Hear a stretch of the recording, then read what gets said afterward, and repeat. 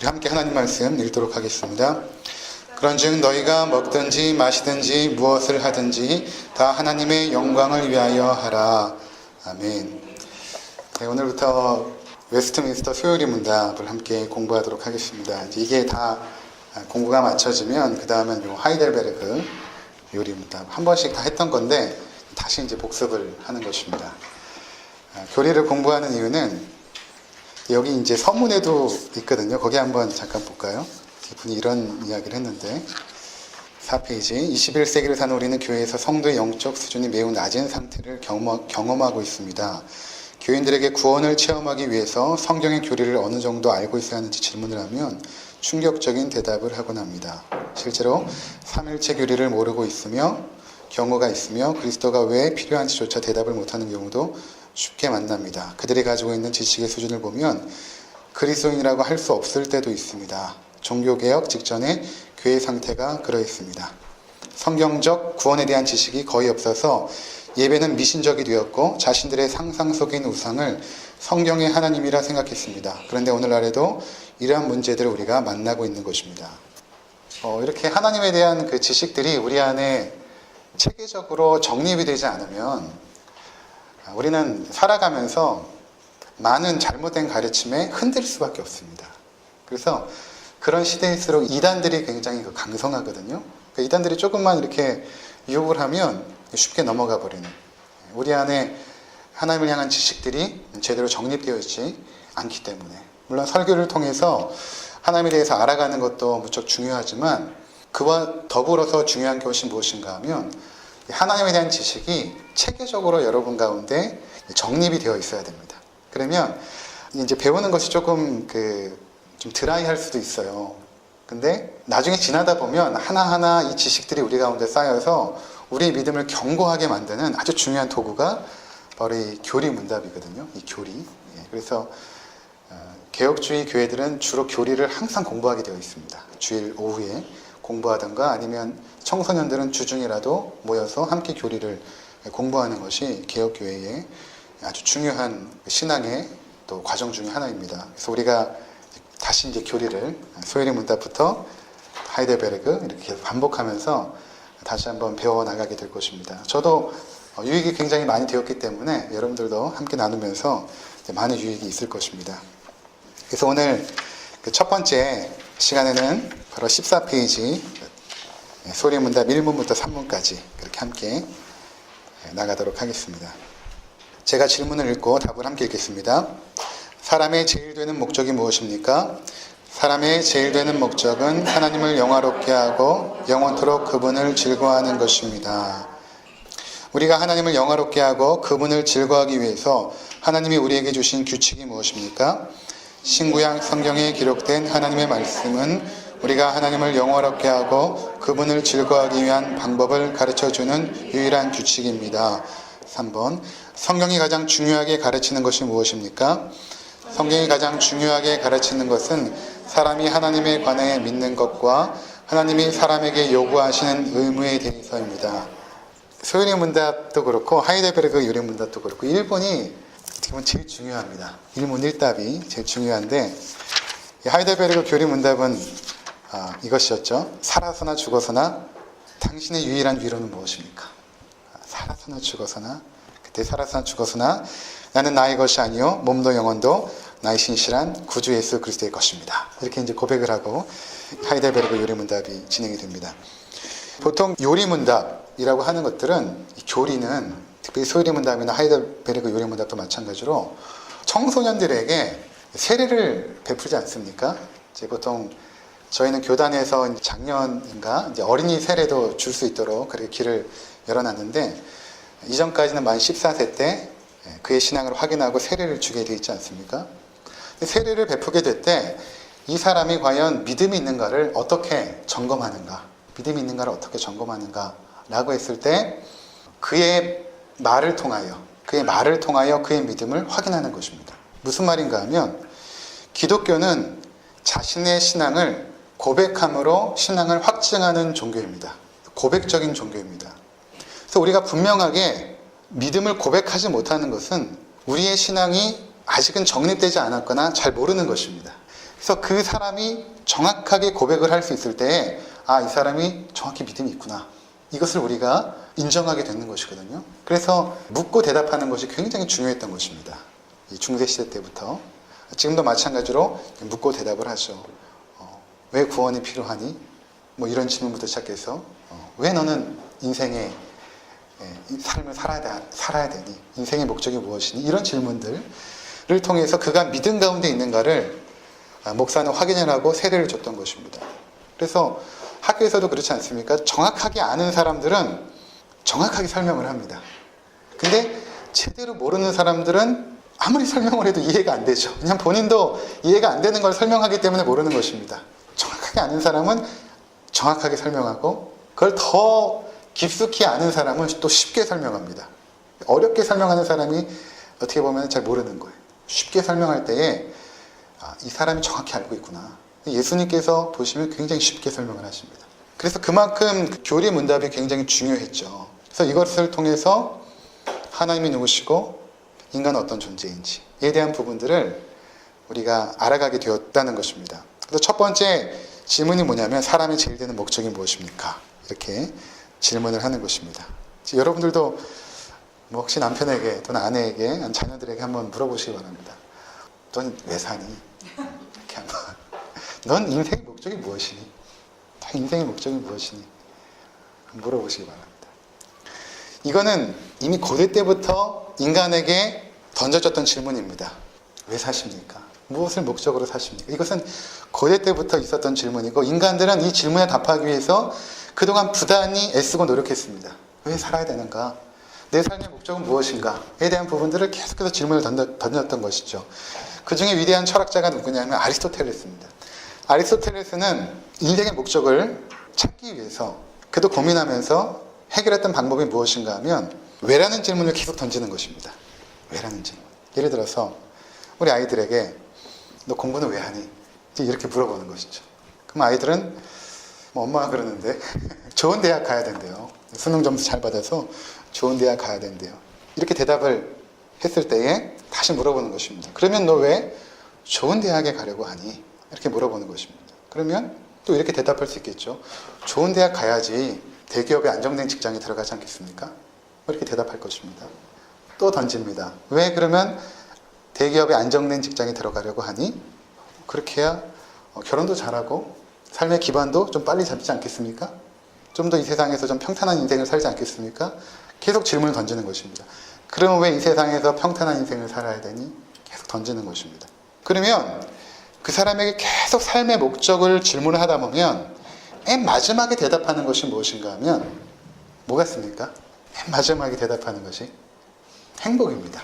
행복하기 위해서요. 이렇게 대답을 합니다. 행복하기 위해서요. 그래서 아리스토텔레스가 깨닫게 된 인생의 목적이 무엇인가 라고 했을 때 그는 행복이라고 말하는 것입니다. 행복. 인생이 우리 모든 인생이 살아가는 삶의 목적은 행복이다. 누구나 행복을 위해서 판단하고 결정을 한다. 그렇게 이제 말하죠. 근데 오늘날도 마찬가지 아닙니까? 사람들은 행복하기 위해서 살아가죠. 모든 결정들은 행복을 향하고 있습니다. 우리가 아이들에게 공부를 하라고 하는 이유도 그 아이들이 행복하도록.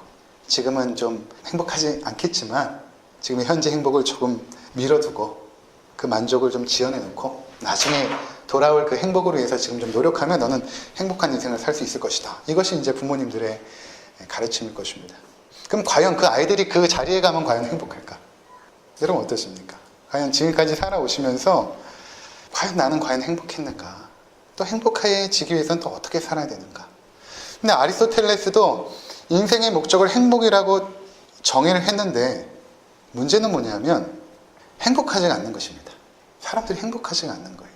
행복하기 위해서 어떤 일들을 하고 어떤 것을 선택하고 끊임없이 노력을 하는데 인간에게 자신이 원하는 그 행복이 성취가 되지 않는 것입니다. 과연 인간들은 행복에 도달할 수 있을까? 행복에 도달할 수 있을까? 어제 이제 설교를 다 마무리하고 아내하고 집에서 스카이라는 걸 봤어요. 혹시 보시는 분 계실지 모르겠어요. 대부분 우리나라의 거의 상위 1%의 사람들이 사는 그 빌라촌 아닙니까? 의사도 있고, 변호사도 있고, 교수도 있고. 거기 한 변호사 집에 이제 피라미드가 있습니다. 피라미드 이렇게 있는데 그 아빠가 늘 아이들한테 꼭대기에 올라가야 된다. 이 꼭대기에 올라가야 된다. 그렇게 이야기하지 않습니까? 근데 어째 결국에는 그 아내가 아이들 데리고 이제 집을 나가버리죠. 그렇게 자신이 원하는 삶의 꼭대기를 향하여 치고 올라가지만 사람들을 짓밟고 그 자리에 오르려고 하지만 행복하지가 않는 것이죠. 결코 그 행복이 도달되어지지 않습니다. 그런데 우리는 그러한 사람들을 보면서 아, 저렇게 살면 행복하겠구나라고 생각을 하고 그 삶을 위해서 끊임없이 노력을 하는 것입니다. 현재 누릴 수 있는 만족들을 계속해서 앞에 지연시켜 놓고 끊임없이 노력을 하죠. 그래서 결국에는 거기 나와 있는 그 주인공 의사 있지 않습니까?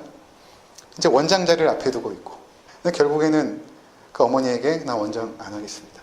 내가 그동안 인생을 살아왔는데 내가 원장도 되고 늘 학교에서 100점 맞고 사람들에게 인정을 받는데 어머니 나라는 사람은 없습니다. 그 안에 나라는 사람은 없고 또 어머니도 내가 굳이 원장이 아니더라도 나를 사랑해 주지 않겠습니까? 이런 이야기를 이제 하죠. 나중에 내가 잘못 살았습니다. 어머니. 그러니까 그 어머니도 이제 통탄을 하면서 울기 시작하죠. 수십 년 동안 그 자리에 세우기 위해서 끊임없이 어머니가 노력을 했는데 그래서 이제 조금만 있으면 원장 자리에 올라가는데 그 아들이 이제 자신의 인생이 결국 행복하지 않았고 그것을 또 대물림하고 있는 자신의 모습을 보면서 이것은 아니다라고 이제 깨닫게 된 것이죠. 근데 우리는 여전히 그러한 자리에 올라가면 행복할 것이라고 생각하고 끊임없이 노력을 합니다. 그런데 인생이 행복하지 않아요. 그리고 마지막 순간에 우리가 눈을 감기 전에 이제 깨닫게 되는 것입니다. 뭘 깨닫냐면 내가 잘못 살았구나. 내가 잘못 살았구나. 그러나 그때는 이미 늦어버린 것입니다. 그러니까 이 목적에 대한 문제는 인생의 목적에 대한 문제는 우리가 살아갈 때 굉장히 중요한 문제입니다. 그것을 잘못 잡기 시작하면 삶에 행복이나 풍성함이 없습니다. 근데 이것을 바르게 잡으면 우리 인생이 행복해지죠. 잘못된 행복을 선정해 놓고 우리는 끊임없이 추구하기 때문에 우리 인생이 행복하지 않은 것입니다. 성경은 뭐라고 말하고 있냐면 너희 인생의 목적이 무엇인가? 라고 했을 때 그것은 하나님을 영화롭게 하는 것입니다.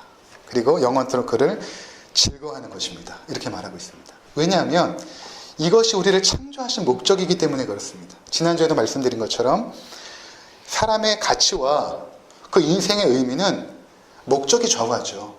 목적이 좌우.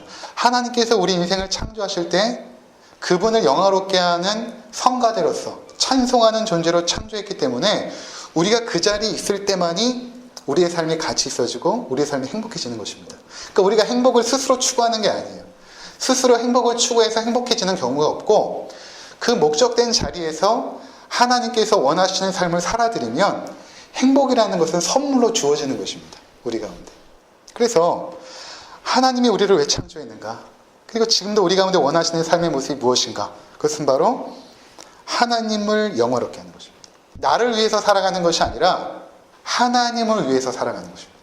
그러니까 우리가 자녀들을 양육할 때도 저들의 삶의 행복을 추구하는 것이 아니라 어떻게 하든지 하나님을 영화롭게 하기 위한 삶으로 계속해서 인도할 때에 그 아이들의 삶이 풍성해지고 행복해지는 것입니다. 근데 그것을 내가 먼저 누리거나 내가 먼저 경험하지 못하면 결코 자녀들에게도 그렇게 가르치지 못하겠죠. 세상 사람들이 추구하는 모든 사람들이 따라가는 넓은 길을 계속해서 강요하게 될 것입니다. 제가 이제 3년 전에 뉴질랜드에 이제 3개월 동안 여행을 하는데 캠핑카를 빌려가지고 3개월 동안 북섬 한 바퀴 돌고 남섬 한 바퀴를 돌았단 말이에요. 근데 한 달 정도 되니까 어떤 생각이 드냐면 내가 뭐 하는 짓이지 이런 생각이 들더라고요. 내가 뭐 하는 짓이지? 그러니까 아침에 눈을 뜨면 아내랑 뭘 하냐면 지도를 보고 다음에 갈 목적지를 정하고 해가 지기 전에 거기에 도착해야 잠을 잘 수 있죠. 거기 아무것도 없으니까 그냥. 그러니까 계속 눈만 뜨면 다음 목적지를 정하고 달려가는 것입니다. 그러니까 목적이 굉장히 폭력적일 수 있구나. 우리 삶의 그 과정의 기쁨을 목적이 빼앗을 수 있구나라는 사실을 깨달았습니다. 산에 올라가는데 목적이 오로지 정상에 도달하는 것이라면 가는 길에 만날 수 있는 그 아름다운 꽃들도 보지 못하고 거기 다람쥐가 기어다닐 때 그 아름다움도 보지 못하고 물소리도 듣지 못하고 거기에 손도 한번 발도 한번 담가보지 못하고 무조건 정상을 추구하는 것입니다. 그 목표가 폭력적이어서 우리 삶의 과정을 한순간에 즐거움을 뺏어버리는 것입니다. 그러니까 목적이 그만큼 중요한데 우리가 행복이라는 목표를 딱 추구하고 달려가는 삶의 과정은 늘 행복하지 않는 것이죠. 그리고 자기가 목표했던 것에 도달했을 때에 그 행복이 주어지지 않는다면 그 삶이 얼마나 비참하겠습니까? 그러니까 성경에 나와 있는 사람들 보시기 바랍니다. 어떤 사람이 다 누리고 있죠. 다 누리고 있습니다. 또 굉장히 부유했고 이미 청년 시기에 모든 부를 다 누렸고 권력도 소유했는데 주님 앞에 나가서 어떻게 하면 구원을 얻을 수 있겠습니까? 그것을 다 버리고 나를 따르라 하고 있을 때 근심하며 돌아갑니다. 삶의 목표가 그것인 줄 알았어요. 예수님께서 비유로 말씀하시는데 어떤 사람이 땅을 경작하다가 그 땅에 있는 보석을 발견한 것입니다. 그러니까 이 사람이 집에 돌아와서 자기의 재산을 다 정리해서 그 땅을 사버리죠. 그 안에 있는 보석이 그의 것이 되었습니다. 무엇을 말하냐면 참된 가치를 발견할 때만이, 그리고 그것을 위해서 우리 삶을 살아드리는 것만이 인생을 잘 사는 것이다라는 것을 예수님께서 비유로 보여주신 것이고, 그 안에 있는 그 보석은 예수 그리스도 자신을 의미하는 것입니다. 그래서 우리가 우리의 삶의 자체가 나를 중심으로 돌아간다라고 생각하고 나를 위해서 살기 시작하면 우리는 결코 인생을 잘 살거나 행복하게 살거나 의미 있게 살 수가 없습니다. 모든 것들이 목표가 어떻게 하면 하나님을 영원하게 하고 그분을 기쁘시게 할 수 있을까에 우리의 삶의 모든 것들이 초점이 맞춰지고 그것을 중심으로 살아가게 되면 하나님이 우리 가운데 베풀어 주시는 은혜들을 충만히 누리면서 그 속에서 기뻐하며 감사하며 감격하면서 이제 살아가게 된다는 것입니다. 그래서 바울은 오늘 우리 가운데 너희는 먹든지 마시든지 무엇을 하든지 너의 삶의 모든 세세한 것들까지도, 먹는 것조차도, 물 한 잔 마시는 것조차도 네 자신을 위해서 하는 것이 아니라 하나님의 영광을 위해서 해라. 오늘 아침에 우리가 본 본문 중에 이사야 43장 21절은 이 백성은 내가 나를 위하여 지었나니, 그러니까 우리 존재 자체가 내 자신을 위하여 살아가는 삶이 아니라 하나님을 위하여 사는 삶으로 하나님께서 창조하신 것입니다. 여러분들이 그 자리에 있을 때만이 진정한 기쁨과 축복을 누리게 된다는 것입니다. 그리고 나서 하나님을 영원롭게 할 뿐만 아니라 영원토록 그분을 즐거워하는 것입니다. 이것도 중요하죠. 기독교는 고행하고 수행하고 이런 어떤 종교가 아닙니다. 하나님이 주신 은혜들을 즐거워하며 살아가는 것입니다. 이것이 행복이죠. 영원토록 그분을 즐거워하는 것. 하나님이 주시는 그 은혜 속에서 하나님을 즐거워할 뿐만 아니라 그 누린 복들을 마음껏 즐기는 것입니다. 그러니까 부모들이 아이들을 키우면서 가장 행복할 때는 언제인가 하면 아이들이 부모님이 베풀어 주시는 그 삶의 터전 안에서 행복해할 때, 그것이 행복인 줄 알고 즐거워하고 늘 감사하고 할 때 부모의 마음이 행복한 것처럼 하나님은 우리 아버지가 돼서 인격적으로 찾아오시죠. 그때 그의 자녀들이 행복해하고 하나님 아버지를 즐거워하고 그분께서 베풀어 주시는 은혜에 늘 감격하면서 살아가는 것을 하나님께서 기뻐하십니다. 하나님께서 원하십니다. 그래서 이 목적을 우리가 분명히 해야 됩니다. 내가 앞으로 살아가는 삶의 목적이 무엇인가? 하나님을 영화롭게 하고 영원토록 그분을 즐거워하는 것이다. 그래서 삶의 모든 중요한 결정의 순간이 있습니다. 그때 가장 먼저 여러분의 머릿속에 떠올려야 되는 판단 기준이 무엇인가? 그것은 뭐냐면 내가 이렇게 결정하는 것이 과연 하나님을 영화롭게 할 것인가? 내 삶에 어느 정도의 유익이 되는가는 이제 나중이고, 그건 나중입니다. 하나님께서 이 선택을 통하여 영광을 받으신다면 우리의 손해를 기꺼이 감수해야 됩니다. 그리고 때로는 고난도 겪어야 됩니다. 하나님이 영화롭게 된다고만 한다면 그때 하나님은 우리의 삶을 즐거움의 삶으로 바뀌어주십니다. 내가 생각할 때는 손해본 일이고 내가 생각할 때는 고난의 길이었는데 막상 하나님을 영화롭게 하는 삶을 선택하고 그 길을 가다 보니까 그분을 즐거워하는 삶을 살게 되는 것입니다. 하나님을 즐거워하는 삶을 살게 되는 것입니다. 질문이, 그럼 우리가 하나님을 영화롭게 하고 그분을 즐거워하기 위해서 하나님이 우리에게 주신 규칙이 무엇인가? 그것은 신구약에 기록된 하나님의 말씀, 그것은 우리가 하나님을 영화롭게 하고 그분을 즐거워하기 위한 방법을 가르쳐주는 유일한 규칙입니다. 이 신구약 성경만이 하나님을 영화롭게 하는 바른 길을 우리 가운데 전해주는 것입니다. 그러니까 성경을 떠나서 여러분들이 하나님을 알려고 하는 것, 하나님의 뜻을 알려고 하는 모든 시도들은 잘못된 것이고 건강하지 못한 것입니다. 반드시 하나님의 말씀을 중심으로 보셔야 되는 것입니다. 어떻게 하나님이 영화롭게 할 것인가? 전에 그런 얘기 한번 드린 적이 있는데 어떤 분이 하나님을 너무 무서워하는 분이 있었어요. 그래서 이분은 어떤 신앙이었냐면 마치 주일 예배를 드리지 않으면 하나님께서 우리 가족에게 뭔가 나쁜 일을 해주실 것이다. 병이 들거나. 그래서 늘 두려움 속에서 신앙생활을 하는 거예요. 새벽 기도를 늘 하시는데 뭔가 새벽 예배를 하루만 쉬더라도 뭔가 우리 가정 내에 불화가 생길 수 있다. 이런 어떤 두려움들, 공포들. 근데 이러한 신앙이 굉장히 많죠. 과연 그러한 어떤 생각들이나 그러한 신앙이 어디서부터 도출됐을까? 하나님을 도대체 어떻게 이해하고 있을까? 그런 어떤 신앙에 대한 것들, 그런 하나님에 대한 인식은 자기에게서 나왔거나 아니면 사람들이 이야기하는 약간 좀 무속적인 신앙이죠. 근데 성경에서 끊임없이 보여준 하나님의 모습은 긍휼이 풍성하시고 자비하시죠. 그의 자녀들이 계속해서 하나님의 품을 떠나가는데도 하나님은 그들을 어떻게 하든지 징계를 하시고 채찍을 들어 때리셔서라도 하나님의 사랑의 품으로 들어오게 하십니다. 그들의 삶을 계속해서 존중해 주시고 인격적으로 대우하시면서 그들을 존귀케 하시는 하나님의 인자하신 모습을 어디서 발견할 수 있냐면 성경에 쓰여 있다는 것입니다. 성경에.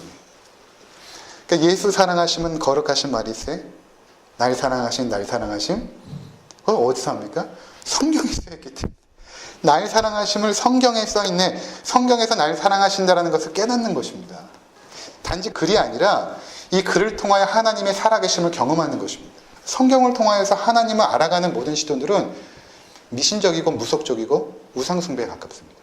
그래서 여기서 어떻게 우리가 하나님을 영화롭게 할 수 있는가에 대한 부분들 우리가 보게 되는 것입니다.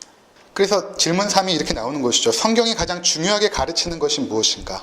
세 번째, 성경이 가장 중요하게 가르치는 것은 사람이 하나님에 관하여 믿는 것과 하나님이 사람에게 요구하신 의무입니다.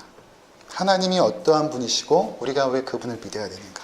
또 하나님께서 우리 가운데 요구하시는 것이 무엇인가에 대한 부분들을 성경을 통하여 깨닫게 되고 그분에 대해서 합당하게 살아가게 되는 것입니다. 그래서 하나님께서는 그분을 알리실 때에 두 가지의 방식으로 알리셨는데 첫 번째로는 일반 은총이라는 일반 은혜라고 하는 영역이 있습니다. 이것은 믿지 않는 사람들에게까지도 보여주신 하나님의 은혜의 영역. 이 일반 영역은 하나님의 창조 계시라고도 말합니다. 일반 은혜, 일반 계시, 창조 계시 이렇게 이제 똑같은 의미인데 뭐냐면 우리가 자연 만물 속에서 하나님을 알아가는 것입니다. 하나님의 뜻을. 우주, 이 무한광대한 우주를 창조하셨다면 하나님은 무한광대한 것보다 더 크신 분이구나. 이렇게 알아가는 것이죠. 하나님이 저렇게 아름다운 꽃을 창조하셨다면 하나님은 아름다운 분이시야. 하나님이 봄, 여름, 가을, 겨울로 질서를 창조하신 거 보면 하나님은 질서를 중요하게 여기시는 분이셔. 이렇게 하나님에 대해서 알아가는 것입니다. 근데 이러한 그 지식은 제한적이고 또 이것을 통해 하나님을 바르게 알 수는 없습니다. 주관적일 뿐만 아니라. 근데 사람들은 이러한 자연 계시를 통하여 하나님을 믿지 않고 그 자연 자체를 믿게 되죠. 범신론이라고 하죠. 모든 것에는 신성이 깃들어 있는데 그거를 믿는 것입니다. 태양을 믿거나 나무를 믿거나 바다를 믿거나 뭐 이런 그것을 창조하신 하나님을 믿지 못하고 그러니까 바른 구원에 이르지 못하죠. 근데 이러한 일반적인 그 은총, 일반적인 계시도 있지만 구원 계시가 있습니다. 이 구원 계시는 뭐냐면 일반 계시 안에 있는 그 백성들이 이 구원 계시를 통하여 하나님의 백성이 되게 하는 계시. 그것이 무엇인가? 바로 이 성경입니다. 이 구원 계시예요. 하나님께서 우리가 구원에 이르도록 그래서 구원받은 백성이 되어 하나님의 백성답게 살 수 있도록 계시하신 것이 이 성경입니다. 그래서 구약에는 하나님께서 세우신 선지자에게 직접 말씀하시기도 하고 이 선지서입니다. 선지자들에게 말씀하신 내용들. 그래서 그것을 기록하게 하셨습니다. 그리고 기록할 뿐만 아니라 후대에 남기게 하셨죠. 선지서. 또 때로는 하나님께서 한 민족을 뽑아내시고 그 민족의 역사 가운데 계속해서 개입하시면서 하나님이 어떠한 분이신가를 알려주십니다. 그리고 그것을 기록으로 남겨서 후대들에게 하나님이 누구신가를 알게 하십니다. 이것이 역사서입니다. 때로는 그 하나님을 체험한 개인들이 하나님의 높고 위대하심을 아름다운 시를 통하여 남기게 하심으로 그 하나님이 누구신지, 그분이 행하신 일이 무엇인지를 깨닫게 하시죠. 이게 이제 시가서입니다. 그래서 구약에는 역사서도 있고 선지서도 있고 시가서 이렇게 하나님을 알아가는 것입니다. 그분의 뜻이 무엇이고 원하시는 것이 무엇인지. 그리고 가장 중요한 것은 무엇인가 하면 하나님께서 우리 가운데 가장 알리기 원하시는 것이 무엇이었을까? 성경을 통하여. 그것은 예수 그리스도이십니다. 그래서 구약의 모든 내용들은 예수 그리스도를 향해 있습니다. 예수 그리스도를 어떻게 하면 잘 설명해 줄까? 어떻게 하면 잘 하나님께서 설명해 줄까를 많이 고민하셨겠죠. 왜냐하면 하나님은 창조해 주시고 우리는 피조물이기 때문에 우리가 하나님을 알 수 없으니까 그분이 계시하신 것만 의존해서 알 수 있는데 그분이 아무리 계시해 주셔서 우리가 모르는 게 많지 않습니까? 예를 들어 삼위일체라는 것을 우리가 어떻게 이해하겠습니까? 삼위일체. 세 분의 신이 있는 것이 아니라 한 분의 신이 있는데 그 한 하나님이 위격이 세 분으로 성부, 성자, 성령으로 계신다. 이해 못하죠. 하나님 창조주이기 때문에 아무리 하나님께서 쉽게 알려줘도 우리는 모릅니다. 근데 어떤 사람은 이것은 이해할 수 없기 때문에 잘못되었다라고 생각하지만 우리는 오히려 그 반대죠. 이해할 수 없기 때문에 이것은 하나님의 지식이다. 지나가는 개미가 컴퓨터에 대해서 이해하겠습니까? 이해 못하죠. 아무리 개미에게 잘 설명해도 컴퓨터에 대한 지식을 알 수 없는 것처럼 우리가 창조주의 영역을 아무리 쉽게 설명해도 모르죠. 그런 것들이 성경에 많이 있습니다. 지난번에 말씀드렸던 하나님의 주권과 인간의 자유의지가 어떻게 상충하지 않고 성경에는 같이 진행하면서 우리의 구원을 이뤄갈까. 논리적으로 우리는 상충이 되지만 하나님께는 논리적으로 상충이 되지 않거든요. 이런 수많은 이해할 수 없는 하나님에 대한 지식들, 그 속에서 어떻게든 쉽게 알려주신 방법이 성경입니다. 근데 가장 중요한 것은 하나님을 눈에 보이는 분으로 우리에게 실제적으로 찾아와 말씀하는 분으로 계시하신 것이 예수 그리스도입니다. 그래서 구약의 모든 성경은 예수 그리스도를 보여주기 위해서 기록된 책이고 신약 성경은 오신 하나님 예수 그리스도가 우리에게 말씀하시고 그분께서 행하신 일을 기록한 책이 신약 성경입니다. 그러니까 신구약 성경을 떠나서는 그 하나님을 알 수가 없는 것입니다. 전에 그 교장 선생님 얘기했잖아요. 제 바이블 칼리지에서 만나던 교장 선생님이 기독교에 입문한 지 3개월밖에 되지 않았는데 만약에 지금도 하나님께서 우리에게 계시하신다면 우리에게 그분의 뜻을 말씀해 주신다면 나는 이 성경책을 쓰레기통에 버려버리겠습니다. 그 하나님의 뜻을 듣는다라고 하는 사람들, 계시를 받는다라고 하는 것들 결코 신뢰가 되지 않는 것이죠. 그 사람들은 말합니다. 70%만 맞아도 잘 맞는 것이라고 말하거든요. 그런 사람들 많아요. 요새 막 강대상에 서가지고 이제 중국군이 쳐들어올 것이고 북한군이 쳐들어올 것이고 이런 예언을 받았다고 하면서 다 해프닝으로 끝났어요. 다 해프닝으로. 앞으로도 마찬가지입니다. 그런 선지자라고 하는 사람이 나타나서 하나님의 계시를 받았다고 하는 것들이 다 해프닝으로 끝날 것입니다. 언제 오실 것이고 이런 것들. 절대 여러분들 믿지 마십시오. 성경을 떠나서는 하나님의 뜻을 알 수 없습니다. 그런 거는 저도 하겠어요. 어떤 아픈 사람한테 가서 이제 곧 나을 것입니다. 저도 할 수 있겠어요. 그런 것들. 잘못된 것입니다. 결코 여러분들이 그런 것들 신뢰하면 안 됩니다. 그래서 교리가 중요한 거예요. 교리 가운데 그런 것들 우리 가운데 강조하고 있습니다. 하나님의 뜻은 성경에만 있다. 그러한 일반적인 은혜 가운데 긴급할 경우에 하나님께서 우리 가운데 은혜를 주시죠. 긴급한 경우, 지난주에 말씀드린 거죠. 갑자기 사람이 죽어갈 때 하나님께서 갑자기 우리에게 말씀하실 수 있죠. 근데 그러한 긴급한 은혜를 계속해서 추구하는 신앙은 건강한 신앙이 아니에요. 계속 우리의 삶이 그럼 피폐해져야겠습니까?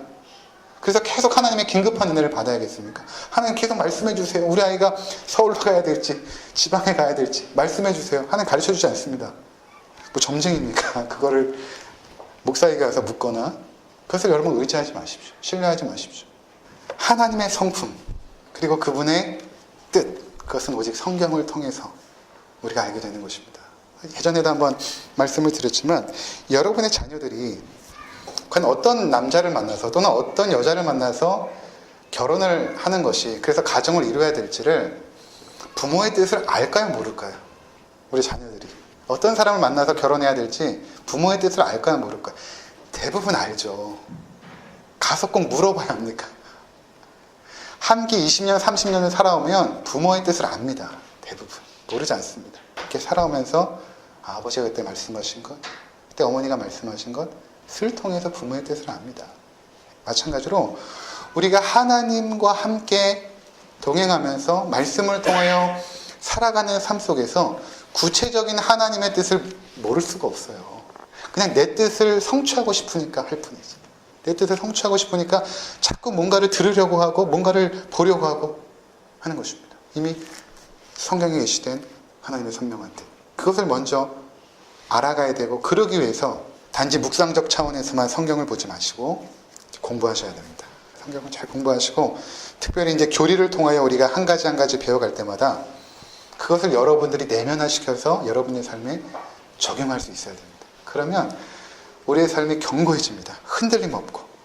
근데 이것이 정리가 되지 않으면 어떤 믿음 좋은 분이 나한테 와가지고 이렇게 얘기해 주면 그게 맞는 것 같고 또 믿음 뭔가를 보셨다는 분이 우리한테 와가지고 이런 얘기를 하면 그것을 의지하려고 하고 그렇게 하지 마시고 그렇게 하지 마시고 오직 하나님의 말씀 완전무한 이 성경의 말씀을 통해서 하나님의 성품이 어떠시고 또 그분께서 행하신 일이 무엇이고 그 속에서 우리 삶 가운데 원하시는 그 뜻이 무엇인지를 알아가시면서 그분의 뜻을 이루어드리는 복된 삶을 사시기를 주의 이름으로 부탁을 드립니다. 기도하시겠습니다.